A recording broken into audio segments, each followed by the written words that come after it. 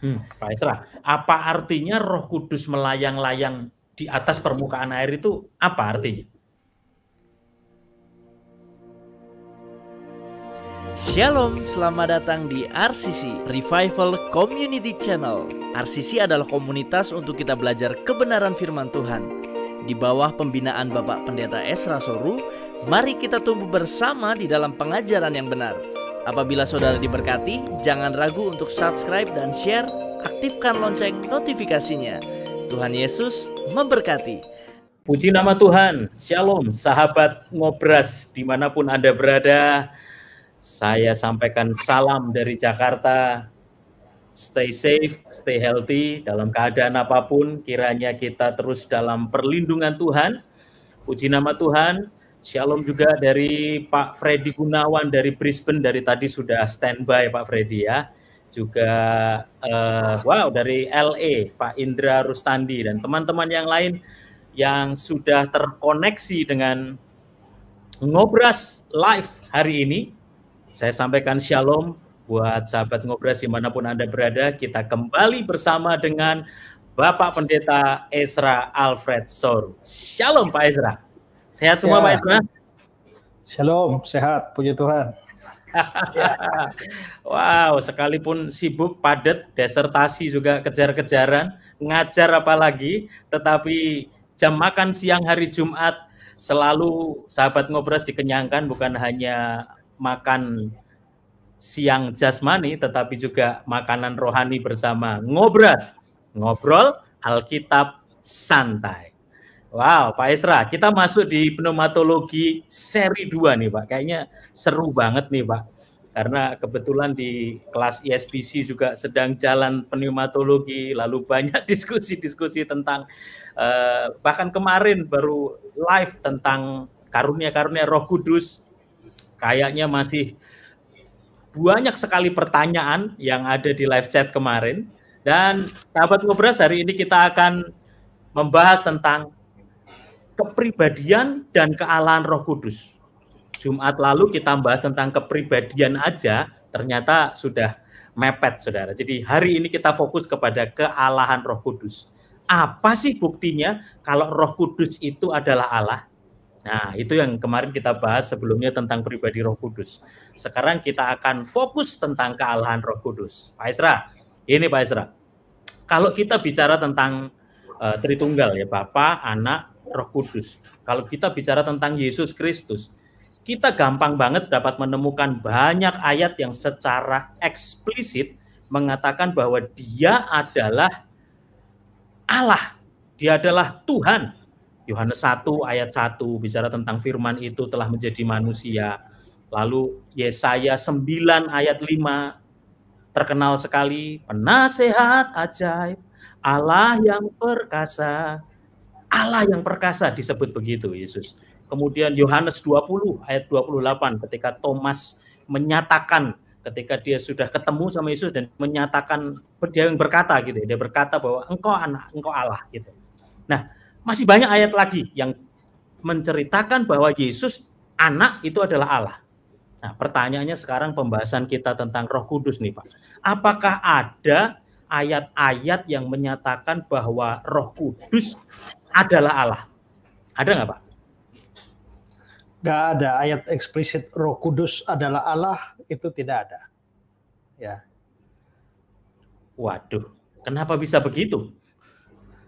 Ya memang begitu.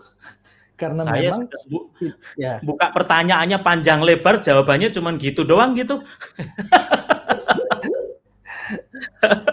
memang tidak ada ayat eksplisit yang mengatakan Roh Kudus itu adalah Allah. Tidak ada memang. Kenapa begitu? Begitu? Memang tidak ada. Ya, dari mana kita tahu bahwa Roh Kudus adalah Allah gitu? Apa dasarnya kita percaya bahwa Roh Kudus itu adalah Allah? Memang kalau kita mau membuktikan kealahan Roh Kudus itu jauh lebih sukar dari sekedar membuktikan bahwa Yesus adalah Allah. Mudah menemukan ayat-ayat dan terlalu banyak ayat-ayat yang secara eksplisit mengatakan Yesus Allah. Beberapa sudah disebutkan Pak Yos tadi. Tetapi karena tidak ada ayat-ayat yang secara eksplisit menyatakan Roh Kudus adalah Allah itu membuat lebih sukar. Kita baru bisa mengetahui Roh Kudus itu adalah Allah kalau kita membandingkan ayat dengan ayat dan itu dilakukan secara teliti, baru kita bisa tahu bahwa Roh Kudus memang adalah Allah. Gitu, Pak. Ya. Nah, tapi maaf Maestra, maksud saya masih kurang ngerti nih maksudnya. Apakah bisa diperjelas sekaligus memberi contoh supaya gampang nih, sahabat Ngobras juga gampang mencernanya. Silakan Pak. Maksudnya perbandingan ayat-ayat itu adalah kalau kita membaca satu ayat dihubungkan dengan ayat-ayat yang lain, maka kita akan melihat bahwa seringkali sebutan untuk Roh Kudus atau nama Roh Kudus itu dipergunakan secara interchangeable, secara ditukar, bisa ditukar atau bisa dibolak-balik antara Roh Kudus atau istilah Allah, istilah Tuhan atau Yahweh itu bisa dipertukarkan, di interchangeable. Ya, saya berikan contoh saja, misalnya Yesaya 6 ya, ayat 8 sampai ayat 10.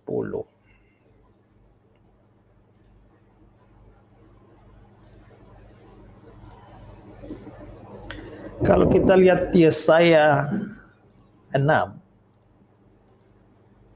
saudara perhatikan baik-baik karena saya bilang tadi ini lebih sukar daripada sekadar menunjukkan Yesus Allah ya. Lalu aku mendengar suara Tuhan ya. Jadi ini suara Tuhan. Berarti Tuhan yang bicara. Siapakah yang akan kuutus dan siapakah yang mau pergi untuk aku? Siapa aku di sini? Aku ini pasti Tuhan ini. Jadi yang ngomongnya aku. Kemudian firman-Nya. Firman siapa? Firman-Nya berarti firman Tuhan. Perhatikan firman-Nya. Pergilah, katakanlah kepada bangsa ini, dengarlah sungguh-sungguh, tapi mengerti jangan. Lihatlah sungguh-sungguh, tapi menanggap jangan. Buatlah hati bangsa ini keras. Buatlah telinganya berat mendengar. Dan buatlah mata mereka tertutup supaya jangan mereka melihat dengan matanya, mendengar dengan telinganya, dan mengerti dengan hatinya, lalu aku berbalik dan menjadi sembuh. Saudara perhatikan kata-kata ini ya. Pergilah dan katakanlah kepada bangsa ini, dengar sungguh-sungguh, mengerti jangan, lihat sungguh-sungguh, menanggap jangan, bikin hati bangsa ini keras, telinganya berat, buatlah matanya mereka tertutup, ya, dan seterusnya. Nah, kata-kata ini nih siapa yang ngomong? Yang ngomong ini, itu adalah ini, Tuhan. Tuhan yang kata ganti aku atau nya. Jadi, Tuhanlah yang ngomong kata-kata seperti ini. Saudara perhatikan kata-kata ini karena kita akan membandingkannya ya. Sekarang kita melihat Kisah pasal 28. Kisah Rasul pasal yang ke-28 mulai ayat yang ke-25. Ya. Nah, maka bubarlah pertemuan ini dengan tidak ada kesesuaian di antara mereka. Tapi Paulus masih mengatakan perkataan yang satu ini. Ya, saudara lihat ayat ini. Pergilah kepada bangsa ini, katakanlah, kamu akan mendengar namun tidak mengerti. Kamu akan melihat dan melihat namun tidak menanggap. Sebab hati bangsa ini menebal, telinganya berat mendengar, mata mereka tertutup, supaya jangan mereka melihat dengan matanya dan mendengar dengan telinganya, dan mengerti dengan hatinya lalu berbalik sehingga aku menyembuhkan mereka. Persis dengan kata-kata Yesaya tadi. Dan memang ini kata-kata dikutip dari Yesaya. Ini dengan perantaraan Nabi Yesaya. Tapi kalau di kitab Yesaya tadi yang dikatakan yang bicara Tuhan, sekarang tepatlah firman yang disampaikan Roh Kudus. Roh Kudus. Di kitab Yesaya, kata-kata ini itu adalah kata-kata Tuhan. Tapi di Kisah pasal 28 ketika ayat itu dikutip, dibilang firman itu disampaikan oleh Roh Kudus. Kalau begitu kita bisa menyimpulkan bahwa sebenarnya Tuhan yang dimaksudkan di dalam perjanjian lama, yakni kitab Yesaya di mana ayat ini ada, itu sebenarnya adalah Roh Kudus. Nah, jadi perbandingannya seperti itu. Saya beri contoh lain. Kalau kita melihat Ibrani pasal 3 ya. Ibrani pasal yang ketiga mulai ayat 7. Nah, sebab itu seperti yang dikatakan Roh Kudus. Ini berarti Roh Kudus yang ngomong ya. Nah, sekarang saudara perhatikan kata-katanya ini. Kata-katanya sampai sini. Ya. Pada hari ini jika kamu mendengar suaranya, suara siapa? Suara Roh Kudus. Jangan keraskan hatimu seperti dalam kegeraman pada waktu pencobaan di padang gurun, di mana nenek moyang mencobai aku dengan jalan menguji aku, sekalipun mereka melihat perbuatanku 40 tahun lamanya. Itulah sebabnya aku murka kepada angkatan ini dan berkata, selalu mereka sesat hati dan mereka tidak mengenal jalanku. Itu kata-kata. Kata-kata siapa? Seperti yang dikatakan Roh Kudus. Nah, itu Ibrani mengatakan demikian. Nah, karena kata-kata dalam Ibrani 3 ayat yang ke-7 sampai 11 ini adalah kata-kata Roh Kudus, maka kata-kata ini kan dikatakan Roh Kudus. Maka kata-kata mencobai aku di sini itu mencobai Roh Kudus. Ya, itu sama dengan mencobai Roh Kudus. Nah, sekarang mari kita melihat ke Mazmur. Mazmur pasal yang ke 95.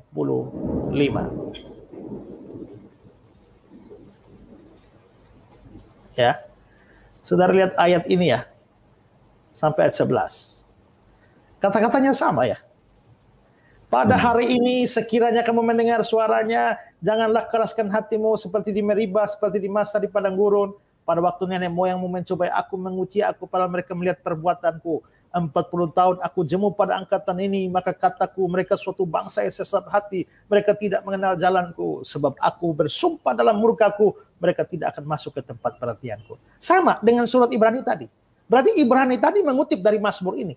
Tapi di sini ada penambahan atau dengan kata lain yang tidak ada di Ibrani tadi ini. Di Meribah dan di masa. Berarti peristiwa ini ada di masa dan Meribah. Ya, masa dan Meribah tadi di Ibrani mencobai aku itu mencobai Roh Kudus. Nah, kalau ini peristiwa di masa dan Meribah, maka kita harus ke Kejadian pasal 17 ya. Di Kejadian pasal 17 ayat 7.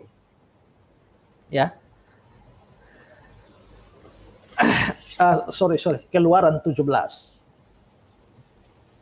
Ayat yang ke-7. Dinamailah tempat itu Masa dan Meribah, oleh karena orang Israel telah bertengkar dan oleh karena mereka telah mencobai Tuhan. Nah, ini mencobai Tuhan di Masa dan Meribah. Mencobai Tuhan, Tuhan besar, ini Yahweh. Huruf besar ya. Yahweh. Tapi dilihat dalam hubungan dengan Ibrani tadi, maka itu mencobai Roh Kudus. Kalau di sini konteksnya sama, itu mencobai Yahweh, di Ibrani itu mencobai Roh Kudus, maka kita bisa menyimpulkan bahwa Roh Kudus itu adalah Yahweh sendiri. Wah, begitu. Ini menarik sekali ya, antara Ibrani lalu tadi di Mazmur, kemudian konteks tempatnya di mana itu masa Meribah itu ada di Keluaran. Ketika kita koneksikan, ini menarik sekali. Tapi mungkin karena tidak secara eksplisit dengan mudah dikatakan bahwa Roh Kudus itu Allah, sehingga masih agak sukar untuk dipahami ya Pak? Ya memang harus diakui sukar, tapi kan kita tidak bisa menghindari hal ini, karena itu bagaimanapun pembuktian seperti ini sangat penting bagi iman kita. Ya, jadi memang ini betul. Kalau kita sudah masuk ke makanan yang mulai makanan keras itu gitu Pak. Setuju, apalagi bicara tentang Roh Kudus gitu ya. Tapi apakah mungkin ada perbandingan yang lebih sederhana gitu Pak buat sahabat Ngobras siang ini? Oke. Ya, saya mungkin dengan membanding-banding tadi satu kasih di Keluaran, lalu lari ke Ibrani, lalu ini Mazmur, mungkin agak memusingkan saudara ya. Nah, saya kasih yang ada dalam satu ayat saja. Perbandingan yang ada dalam satu bagian ayat saja. Kita melihat di Kisah Rasul pasal yang ke-5.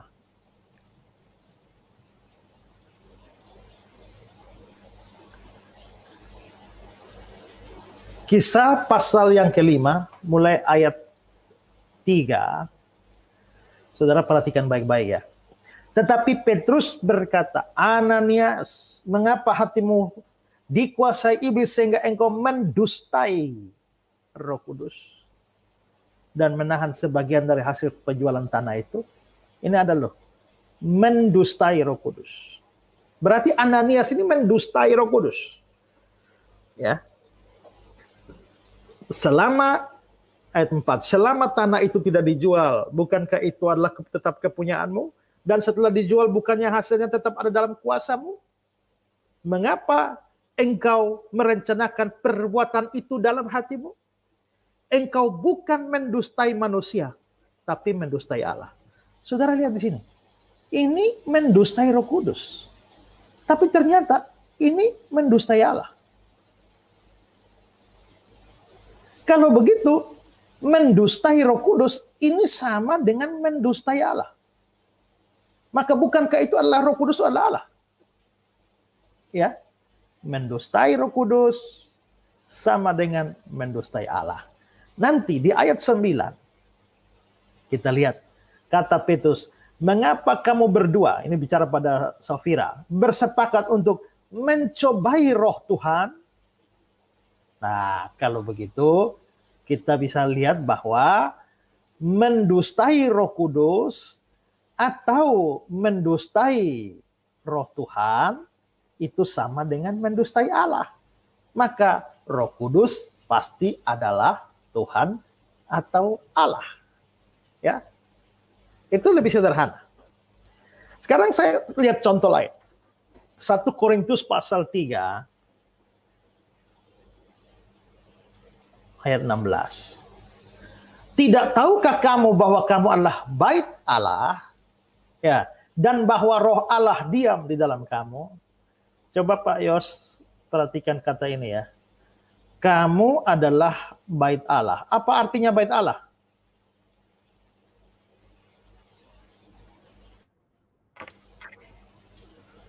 Apa arti bait Allah Pak Yos? Bait Allah. Ya, kita menjadi tempat kediaman Allah. Ya, bait Allah artinya baitnya Allah. Ya, kediaman Allah. Ya kan ya? Bait Ya. Allah adalah baitnya Allah, rumahnya Allah. Berarti Allah yang tinggal di dalam kan? Ya. Tapi ternyata tidak dibilang Allah yang tinggal di dalam, tapi Roh Allah. Roh diam di Allah dalam kamu. diam. Oke. Kalau begitu, Allah ini sama dengan Roh Allah. Roh Allah ini Roh Kudus. Berarti Roh Kudus ini adalah Allah. Kan kalau Roh Kudus bukan Allah, adalah aneh bahwa masa baitnya Allah, kok yang bukan Allah yang diam di dalam? Ya. Ya kan? Kesetaraan gitu ya. Jadi. Ya. Sekarang pasal 6 ayat 19 juga mirip. Ya. Atau tidak tahukah kamu bahwa tubuhmu adalah bait Roh Kudus? Tadi bait Allah, sekarang bait Roh Kudus. Ya. Berarti bait Allah sama dengan bait Roh Kudus. Berarti Allah sama dengan Roh Kudus. Roh Kudus sama dengan Allah. Oke. Ya kan? Yang Roh Kudus yang diam di dalam kamu. Nah, maka dari sini kita bisa lihat bahwa ya itu semua menunjukkan bahwa Roh Kudus adalah Allah dalam perbandingan-perbandingan seperti itu. Itu Ya, maksudnya adalah bait Allah ini Roh Allah yang diam di dalam kamu. Diam Kalau dalam memang kamu, Roh ya. Kudus bukan Allah, maka mestinya tidak cocoklah Roh Kudus yang diam di dalam bait Allah. Roh Kudus karena itu adalah bait Allah, maka yang diam di dalamnya pasti Allah. Dan ternyata Roh Kudus yang diam di dalam. Itu berarti menunjukkan bahwa Roh Kudus itu Allah. Itu Pak. Ya, jadi ini kan menunjukkan kesetaraannya gitu kan. Ya, Ini baitnya Allah, tapi yang ada di dalamnya adalah Roh Kudus gitu kan. Ya, ya. Ya, sekarang pertanyaannya gini Pak, apakah ada sifat yang lain lagi yang menunjukkan Roh Kudus adalah Allah dari penjelasan-penjelasan tadi Pak? Ya, tadi memang menyatakan secara perbandingan-perbandingan bahwa Roh Kudus itu adalah Allah. Nah, Ya. kalau ditanya sifat-sifat waktu kita bicara tentang Yesus kan kita juga melihat bahwa Yesus mempunyai sifat-sifat yang hanya dimiliki oleh Allah. Kalau bukan Ya. Allah, non Allah tidak bisa punya sifat seperti itu. Yang punya sifat seperti itu adalah Allah. Nah, apakah ada sifat-sifat Allah di dalam diri Roh Kudus? Tentu saja ada, ya. Kalau kita melihat di dalam Ibrani 9 ayat yang ke-14, ya. Ibrani 9 ayat yang ke-14 ini, ya. Betapa lebihnya darah Kristus yang oleh roh yang kekal. Ini pasti menunjuk pada Roh Kudus, tapi dibahasakan dengan roh yang kekal. Kalau itu adalah roh yang kekal, rohnya kekal, maka yang kekal itu kekal mutlak itu cuma Allah. Yang bukan Allah tidak bisa kekal. Kalau rohnya disebut roh kekal, ini sifat Allah. Maka kalau roh itu punya sifat kekal, dia pasti adalah Allah. Lalu juga ya, Yohanes 14 ayat yang ke-16. Aku akan minta kepada Bapa, dan dia akan memberikan kepadamu seorang penolong yang lain, supaya dia menyertai kamu selama-lamanya. Ya, Ia, Roh Kudus, menyertai kamu selama-lamanya. Ini tekanan saya di selama-lamanya.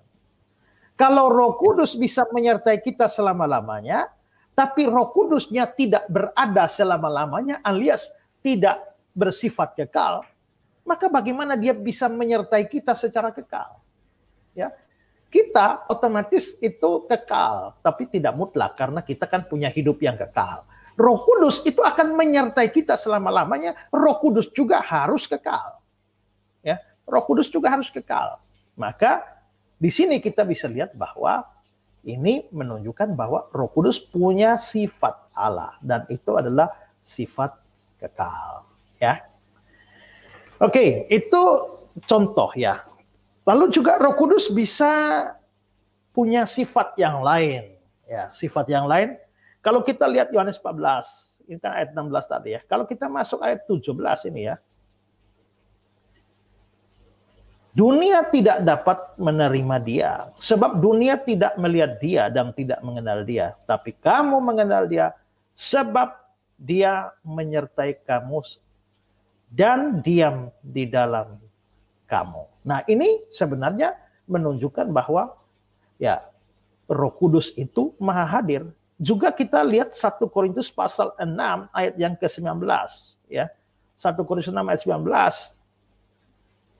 Atau tidak tahukah kamu bahwa tubuhmu adalah bait Roh Kudus yang diam di dalam kamu? Roh Kudus yang kamu peroleh dari Allah dan bahwa kamu bukan milik kamu sendiri. Nah, ini menunjukkan bahwa Roh Kudus itu juga punya sifat maha hadir. Itu, Pak. Dari sifat-sifat tadi itu, apakah bisa disimpulkan, Pak Ezra, bahwa di antara pribadi-pribadi Allah Tritunggal ini punya sifat yang sama gitu kan? Dan dengan demikian sifat yang ada pada Allah Bapa, pada Allah Anak, pasti juga dimiliki oleh Allah Roh Kudus. Kira-kira gitu nggak, Pak? Ya, karena kalau memang itu adalah pribadi-pribadi Allah, maka memang harus memiliki sifat-sifat itu ya. Mungkin saya ada satu tabel perbandingan yang bisa ditunjukkan ke saudara.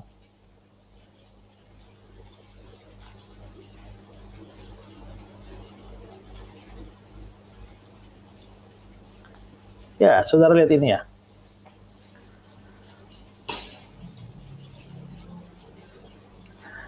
Atributnya misalnya hidup, itu Allah Bapa hidup, Yosua 3 ayat 10. Anak, Putra hidup, Yohanes 1 ayat 4. Roh Kudus hidup, Roma 8 ayat 2. Maha tahu, maha kuasa, maha hadir, kekal, kudus, kasih, benar. Itu sama-sama ada referensinya. Jadi mereka memang punya sifat-sifat yang sama. Gitu, Pak. Ya. Jadi ini seru nih tentang sifat-sifat Roh Kudus nih. Soal sifat-sifat Roh Kudus yang menunjukkan bahwa dia adalah anak Allah, bahwa dia adalah Allah, itu sudah jelas, clear. Tapi bagaimana dengan tindakan-tindakannya, Pak? Misalnya tindakan mencipta. Maksud saya adalah apakah Roh Kudus juga terlibat dalam penciptaan alam semesta seperti Bapa dan Anak? Di Kejadian 1 gitu misalnya. Ya, sudah pasti. Karena kalau kita melihat di Kejadian 1 ayat 26, ya, baiklah kita menjadikan manusia menurut gambar dan rupa kita, walaupun itu hanya bicara khusus tentang manusia, tapi dikatakan kita. Kita itu seperti kita sudah bahas dalam doktrin Allah Tritunggal, saya menjelaskan itu merujuk kepada pribadi-pribadi Allah Tritunggal, ya. Tetapi ada ayat yang lain yang juga lebih spesifik, itu memberikan penjelasan tentang Roh Kudus juga ikut mencipta. Itu ada di kitab Ayub. Ya, Ayub pasal 33 ayat 4. Ya, Roh Allah telah membuat aku. Ya, Roh Allah telah membuat aku, telah menciptakan aku. Lalu juga ayat terkenal di Kejadian 1 ayat yang kedua ini, ya. Bumi belum berbentuk dan kosong. Gelap gulita menutupi samudera raya dan Roh Allah melayang-layang di atas permukaan air. Dan ini lihat ya, ini Allah menciptakan langit dan bumi, Roh Allah ada dan dia melayang-layang di atas permukaan air. Berarti dia ikut di dalam penciptaan itu, Pak. Pak Esra, apa artinya Roh Kudus melayang-layang di atas permukaan air itu? Apa artinya? Ini tentu saja bahasa simbolis, ya. Nah, Roh Kudus melayang-layang itu bahasa Ibraninya adalah merakefet. Merakefet kata dasar. Ya, dia punya kata dasarnya dari rahab, ya. Dan kata rahab itu mempunyai arti mengerami atau mengepakkan sayap atau terbang atau bergerak atau bergoyang. Itu kira-kira medan makna dari kata rahab itu, ya. Dan dalam kamus Ibrani yang lain itu dikatakan bahwa kata itu juga bisa berarti memelihara. Rakab itu bisa berarti memelihara atau ya mengerami, memberi hidup, seperti seekor induk ayam yang mengerami telur-telur dan memberikan hidup, ya. Jadi itu seperti tindakan mengerami. Dan juga kalau mengacu kepada penelitian bahasa Ibrani yang lebih mendalam, maka itu adalah tindakan semacam mondar-mandir, bergerak, ya. Makanya Alkitab King James itu bilang dia move, Roh Kudus. Nah, kata ini sering menunjuk pada seekor burung yang bergerak-gerak di atas sarangnya, ya, untuk menatang anak-anaknya, ya, menatang. Jadi dari situ itu terlihat bahwa dengan kata lain itu menunjukkan adanya satu gerakan aktif. Adanya gerakan aktif. Nah, kalau kata ini diterapkan kepada Roh Kudus yang merakefet di atas permukaan air, artinya Roh Kudus itu tidak diam, tidak statis, tapi dia aktif bergerak, dia aktif bertindak, dia aktif bekerja.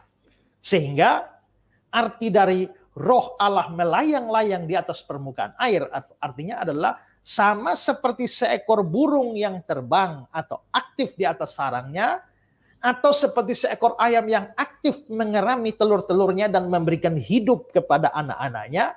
Demikianlah Roh Kudus itu secara aktif mendatangkan atau memberikan kehidupan kepada bumi yang pada waktu itu masih berada dalam keadaan kacau balau, tohu wabohu, karena ditutupi oleh samudra raya. Jadi dengan kata lain, Roh Kudus, Roh Allah melayang-layang di atas permukaan air itu artinya dia aktif dalam penciptaan, memberikan hidup kepada ciptaan. Berarti Roh Kudus ikut aktif di dalam penciptaan. Ya, gitu, Pak. Penjelasannya sampai di dasar dari kata melayang-layang di atas permukaan air. Karena sahabat Ngobras, kita sedang kupas tuntas tentang kesetaraan Roh Kudus supaya iman kita yakin betul itu adalah Allah. Nah, tadi kesetaraan mengenai sifat-sifatnya. Sekarang gini Pak Esra. Pak Esra pernah membuktikan juga kealahan anak nih, Yesus, dengan menunjukkan bahwa Yesus punya kuasa untuk mengampuni dosa. Nah, sekarang pertanyaan saya, apakah Roh Kudus juga punya kuasa untuk mengampuni dosa seperti Yesus? Ya, kalau dia ternyata Allah dan tidak punya kuasa mengampuni dosa, ini namanya Allah yang bagaimana ini, ya? Allah yang bohong-bohongan. Jadi kalau memang betul dia adalah Allah, maka sudah pasti dia mempunyai kuasa untuk mengampuni dosa, ya. Itu baru dasar Allah Alkitabnya ya. ini sekarang. Nah, kalau kita lihat Ibrani 10 ayat 15 ya. Dan tentang hal ini Roh Kudus juga beri kesaksian kepada kita. Jadi ini Roh Kudus ya, Roh Kudus yang beri kesaksian kepada kita sebab Ia berfirman. Ia ini siapa? Ya pasti Roh Kudus dong. Ia berfirman. Apa firman-Nya? Inilah perjanjian yang akan kuadakan dengan mereka sesudah waktu itu. Ia, Roh Kudus ini, Ia berfirman pula, aku akan menaruh hukumku dalam hati mereka dan menuliskannya dalam akal budi mereka. Dan aku siapa? Ini Roh Kudus ini.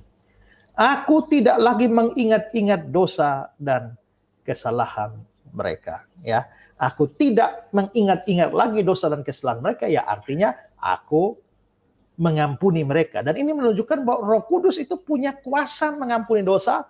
Dan karena Allah, hanya Allah saja yang berkuasa mengampuni dosa. Dan ternyata Roh Kudus bisa mengampuni dosa. Itu berarti Roh Kudus adalah Allah. Gitu, Pak. Kalau gini Pak Ezra, kalau memang Roh Kudus punya kuasa mengampuni dosa, saya kejar lagi pertanyaannya, mengapa ada ayat mengatakan dosa hujat kepada Roh Kudus tidak dapat diampuni? Konteksnya gimana nih Pak? Ya, bukan maksudnya dosa hujat terhadap Roh Kudus tidak dapat diampuni, itu bukan tidak sanggup mengampuni, tapi tidak mau mengampuni. Allah tidak mau mengampuni dosa hujat terhadap Roh Kudus, bukan tidak sanggup. Kalau dia mau ya pasti dia sanggup, ya. Tapi dia tidak mau untuk mengampuni orang yang berbuat dosa menghujat Roh Kudus. Nah, kalau gitu Pak, dosa menghujat Roh Kudus itu seperti apa dan mengapa itu tidak bisa diampuni? Dalam konteks itu. Sudah, itu lain kali baru kita bahas ya. Ini lain kali baru kita bahas, tapi pokoknya kita ada pada pembuktian Roh Kudus adalah Allah. Kalau kita bahas itu kan kita sudah lari ke lain lagi. Kita sekarang keluar lagi dari adalah Allah. Kealahan Roh Kudus. Ya, gitu. Jadi sahabat Ngobras catat ya, nanti ingatkan supaya kita akan membahas ke sana Saudara, doa tentang menghujat Roh Kudus ya. Nah, oke Pak. Bagaimana ayat itu membuktikan bahwa Roh Kudus adalah Allah sekarang? Yang ya, konteks tentang ayat-ayat Alkitab yang membuktikan bahwa Roh Kudus adalah Allah. Maksud saya ini kan tadi menjelaskan soal hujat terhadap Roh Kudus ya. Hujat terhadap Roh Kudus tidak bisa diampuni, itu juga memang bisa jadi dasar untuk menyatakan bahwa Roh Kudus itu adalah Allah. Ya. Allah. Nah, pertama-tama kita bisa lihat bahwa hujat terhadap Roh Kudus itu dianggap sebagai dosa. Ya, itu adalah dosa dan ayat Alkitab secara eksplisit menyatakan itu dosa. Kita coba lihat ayat-ayatnya ya. Matius 12.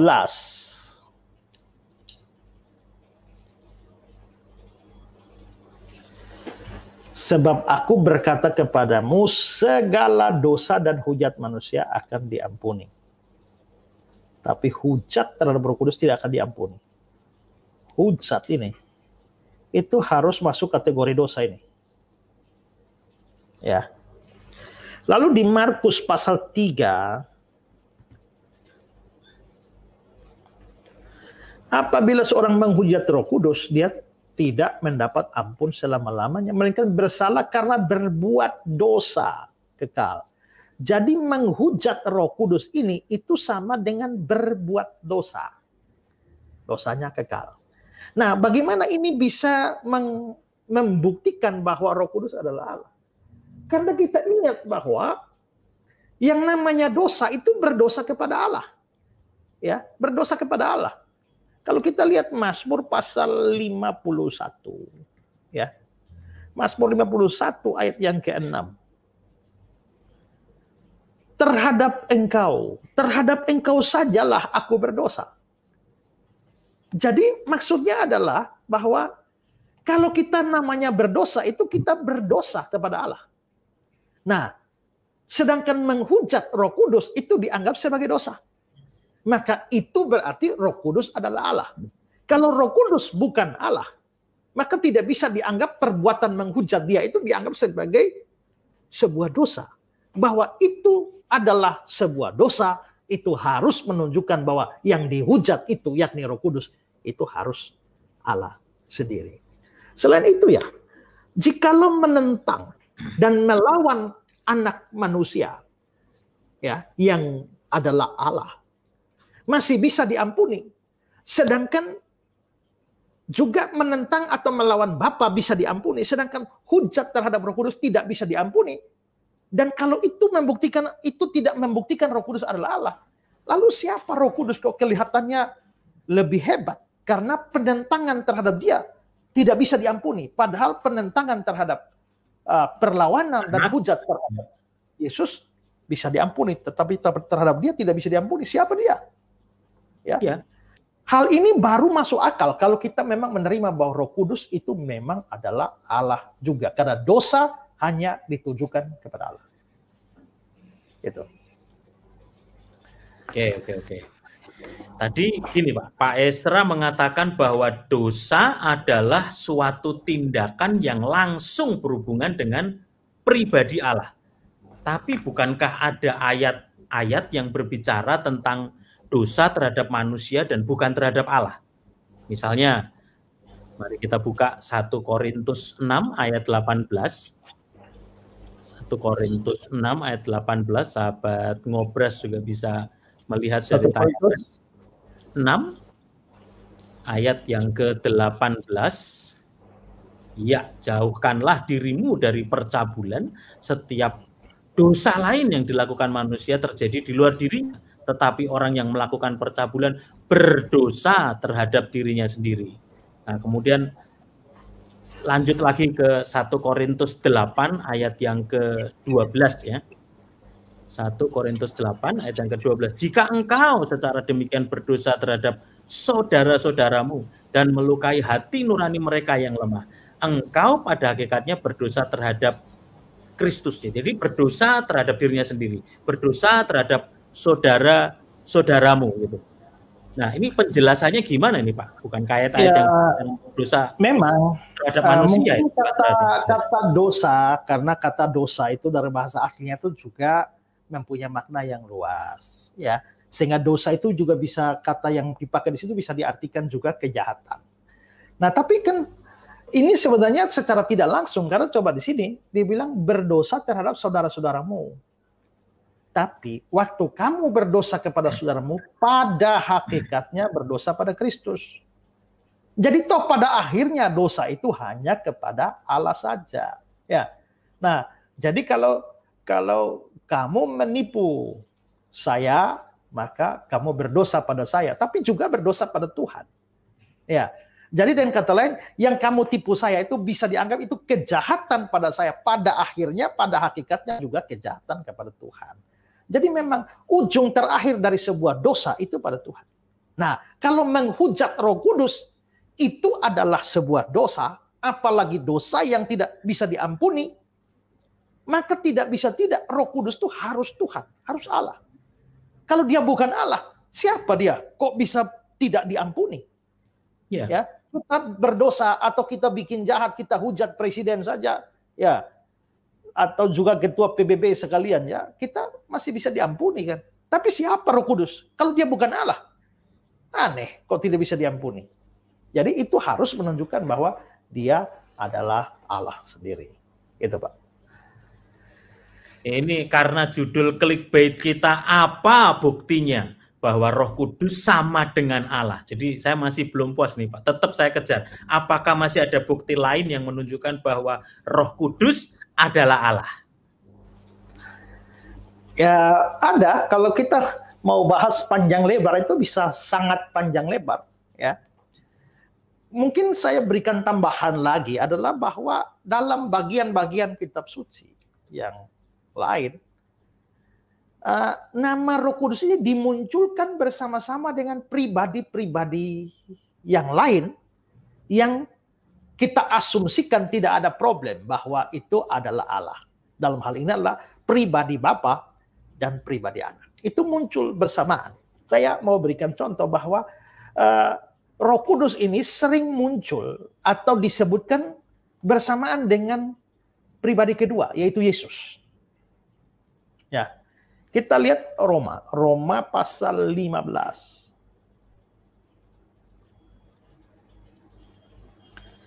Ya, oleh kuasa tanda-tanda dan mujizat-mujizat oleh Roh.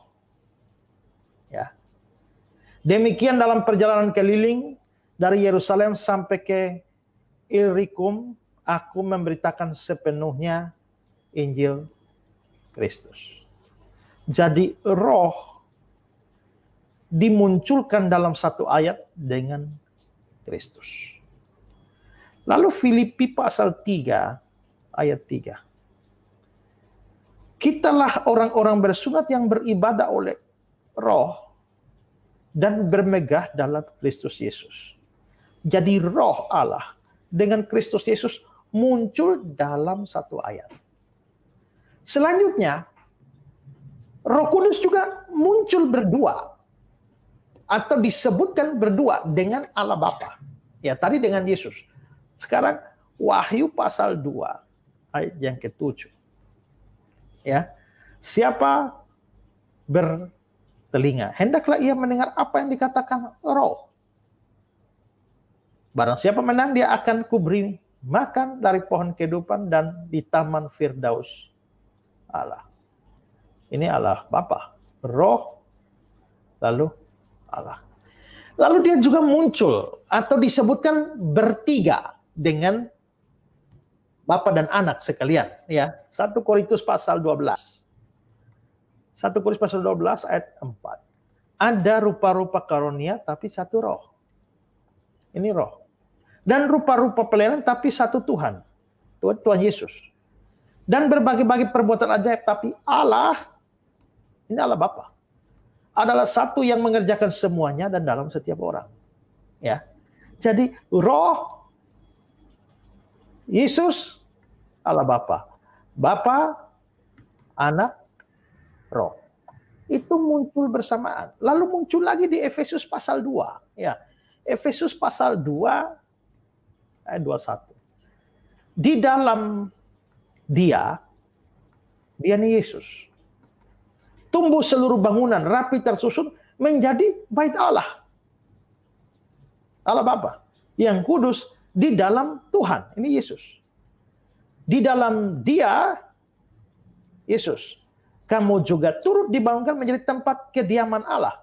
Bapa di dalam Roh. Muncul lagi bertiga itu ya. Lalu ada 1 Petrus, di surat 1 Petrus pasal 1 ayat 2. Yaitu orang-orang yang dipilih sesuai dengan rencana Allah Bapa, dikuduskan oleh Roh, supaya taat kepada Yesus Kristus. Nah, maka di sini kita bisa lihat bahwa ini Roh Kudus itu ternyata muncul bersamaan dengan Bapa dan Anak. Gitu Pak. Lalu gini, saya sambil mengunyah dan mencerna nih Pak. Lalu poinnya apa yang menunjukkan bahwa Roh Kudus adalah Allah dari ayat itu? Poinnya adalah jika Roh Kudus bukan Allah kan rasanya aneh sekali. Bahwa namanya bisa muncul secara berulang-ulang bersama-sama dengan pribadi yang adalah Allah. Bahkan ketiganya bisa muncul dalam konteks yang sakral. Seperti dalam praktek pembaptisan. Ya, baptislah mereka dalam nama Bapa, Anak, Roh Kudus. Ya. Roh Kudus. Atau dalam formula doa berkat. Kasih karunia dari Tuhan Yesus Kristus dan Allah dan persekutuan Roh Kudus. Ya, juga ada Wahyu 1. Ya, coba kita lihat Wahyu pasal 1 ayat 4 dan ayat yang ke-5. Dari Yohanes dan kepada 7 jemaat di Asia Kecil, ini berkat ya. Kasih karunia dan damai sejahtera menyertai kamu dari Dia yang ada, yang sudah ada dan yang akan datang.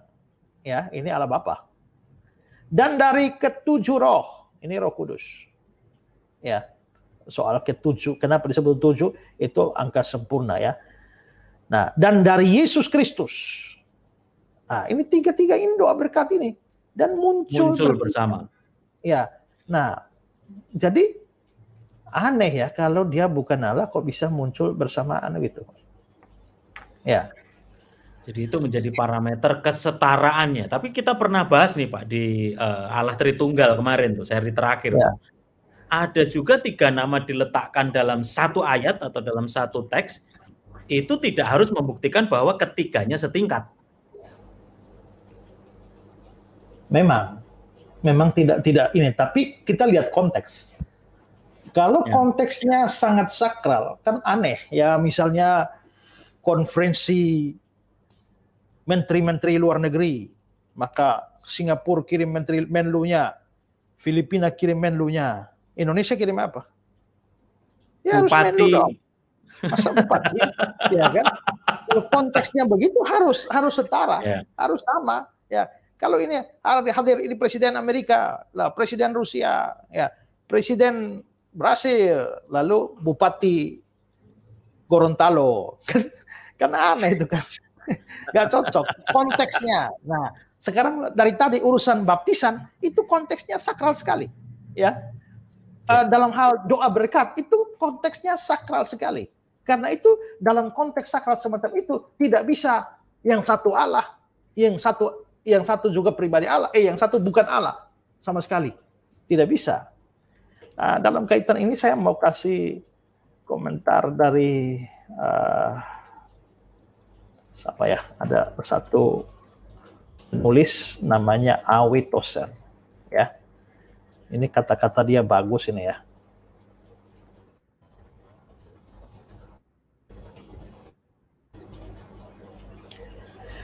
Dia bilang begini, ini mungkin sedikit mengejutkan, tapi saya ingin bertanya kepada Anda, jika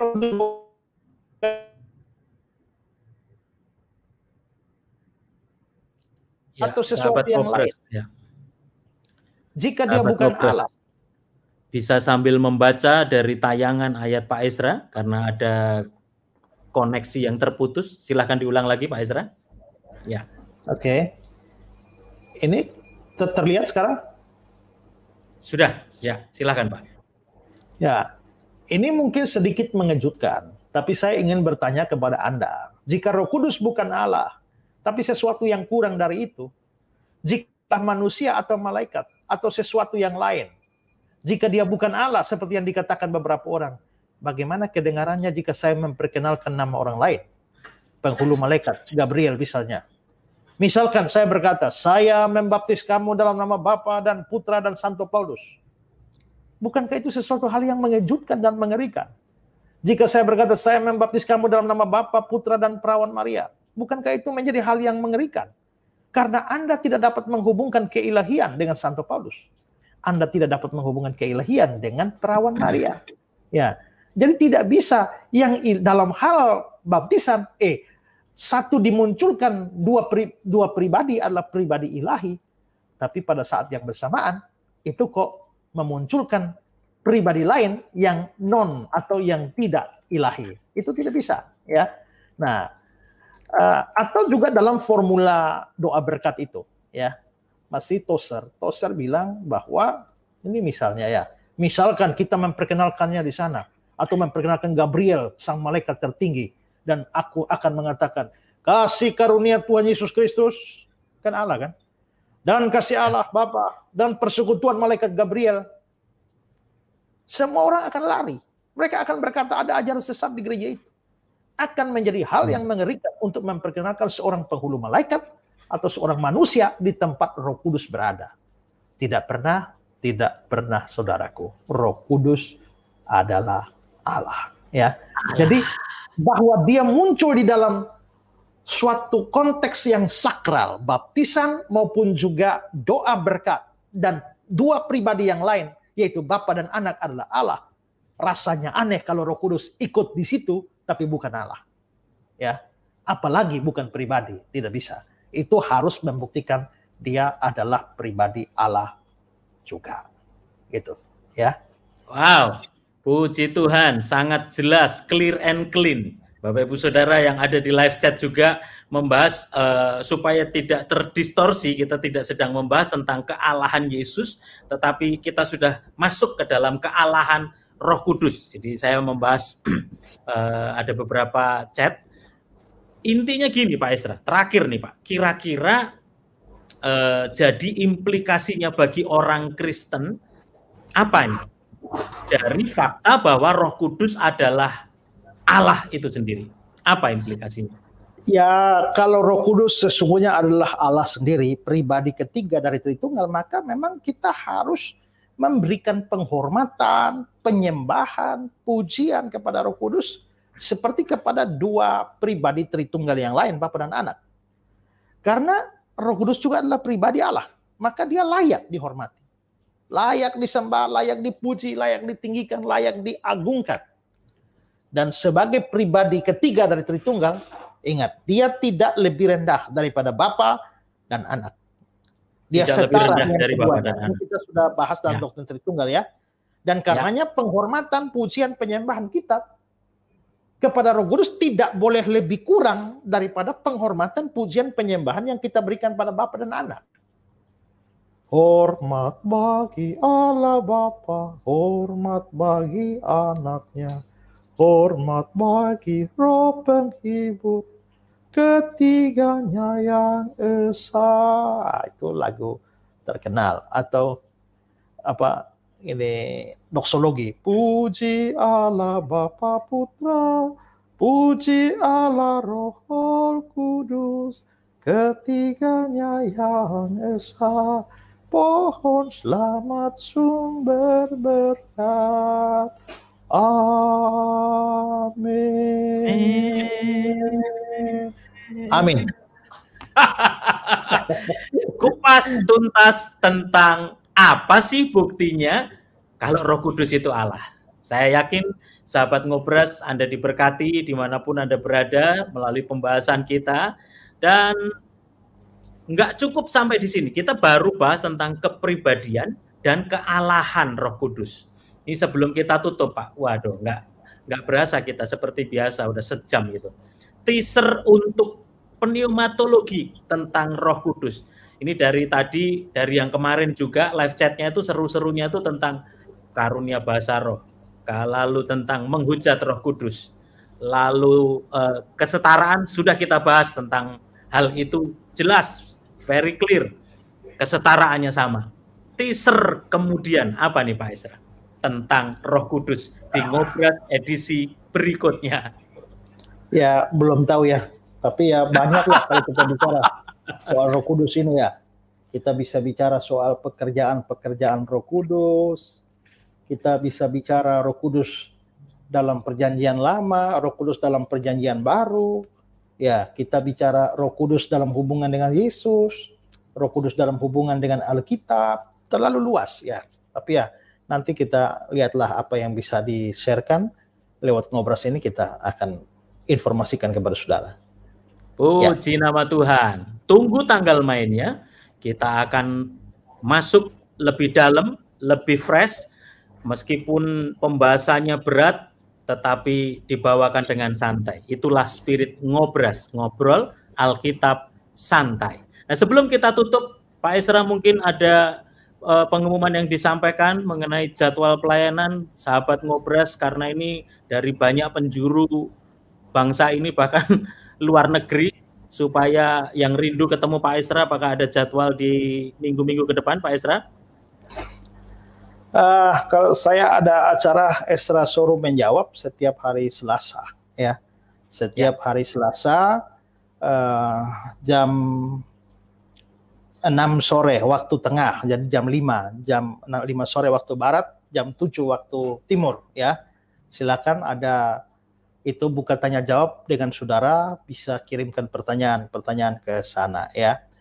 Lalu juga ada apa ya, Esra Showroom Bible Class.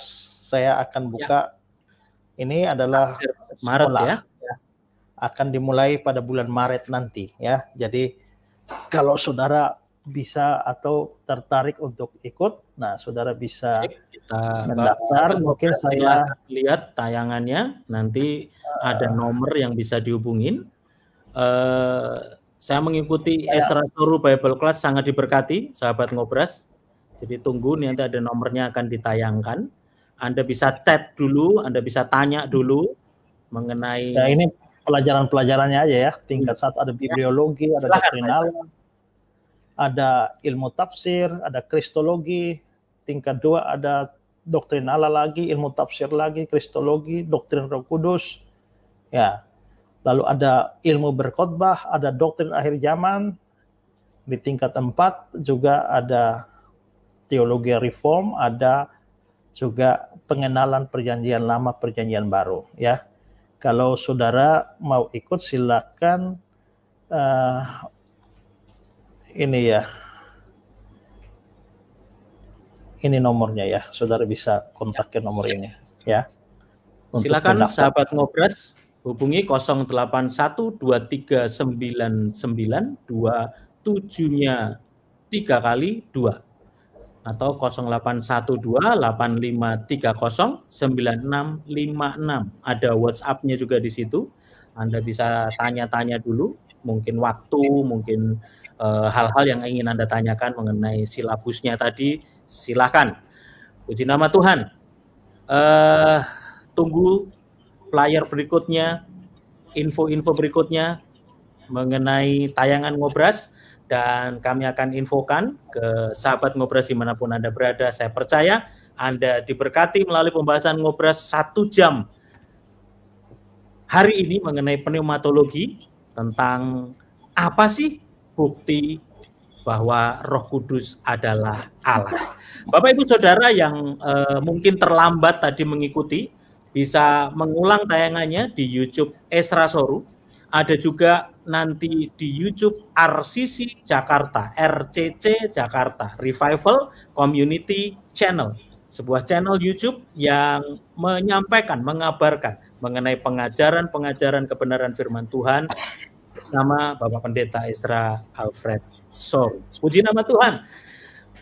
Terima kasih atas waktunya Pak Esra, kesempatan pengajaran seri 2 tentang Roh Kudus. Saya akan tutup dengan doa, nanti mohon Pak Esra berkenan untuk menaikkan doa berkat buat setiap kita. Sahabat Ngobras dimanapun Anda berada, mari kita satukan hati kita.